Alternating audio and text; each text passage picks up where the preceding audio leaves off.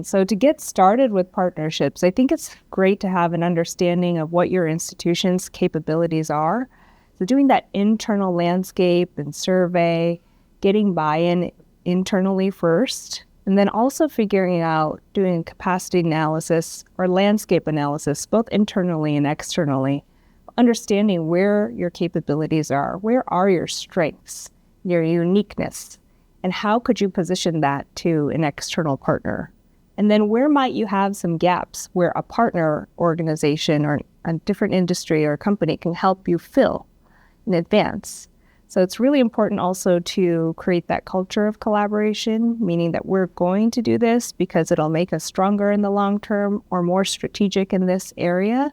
It's really important to communicate to your stakeholders internally that this is the direction we're going in and we're stronger through partnerships is also key. When you're setting up and thinking through what you need to build these partnership capabilities, yes, leadership buy-in is key, but you also need all of the layers, the next layers down to think through, okay, what's the strategy?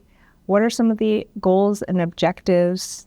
How will we hold ourselves accountable? So I think at every level, you need people thinking about the partnership and how it's going to advance different parts of the university. So for example, your provost may be thinking through, how can this partnership help enhance and shape curriculum design and student outcomes?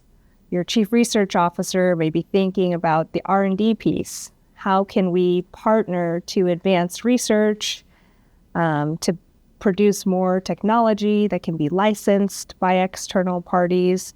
So thinking about it from that view. But then you need the partnership people, and that's the layer I'm most passionate about. The people who wake up thinking about what's going to happen to the partnership today, how are we going to advance things? The people that go to sleep thinking about it, they might even dream about it, I do too. And so those are the people that are day to day making sure that the partnership is advancing, that we're advancing on our portfolio, we're tracking towards our goals and metrics, and that's really key. Then how do we report back to leadership or those who care? Could be community members too, could be the partner organizations, that how are we affecting change and how are we having the outcomes that we intended? So from the alignment all the way down from leadership to the tactical execution level is key. So if you only have one person, start with one partnership that you really want to be intentional about growing. So for example, when I was building the strategic partnerships portfolio, we worked with the Mayo Clinic and thought about, okay, this is one partnership that's really important to ASU, and how do we build a portfolio view of that?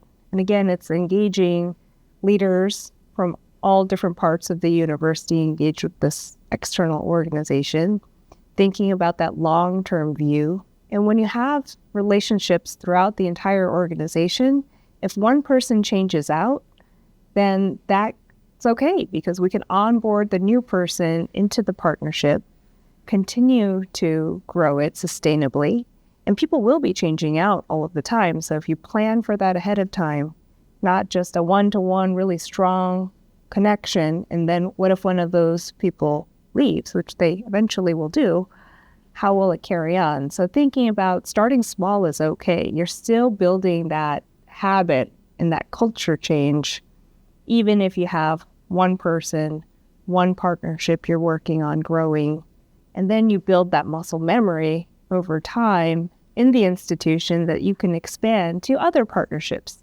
And with each template that you build and you apply to other areas, different sectors, different partners, you can continue to evolve on that model, what worked well here, what didn't work so well here, and continuously learn and iterate on how to build better partnerships.